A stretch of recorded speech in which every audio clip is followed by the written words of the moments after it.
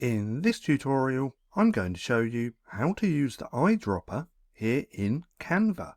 Now, if there's any element in your design which you can change colour on, you can then use the eyedropper tool to extract any colour out of an image or anywhere in your design.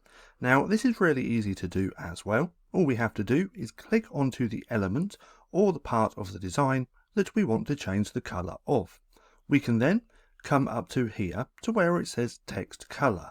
Then we come over and click on this little plus icon, and then right here is the eyedropper tool that we can use. So if we click on there, we can then find any part of the image, any color that we like. Let's go with this blue just here. If we find the color, then click on that color, it's automatically going to change. So if we click on the blue, that's now changed this part of the design to that blue out of that image. So that's just how simple it is to use the eyedropper here in Canva. Now, if you found this video helpful at all, then please consider giving me a like, as it really helps out the channel.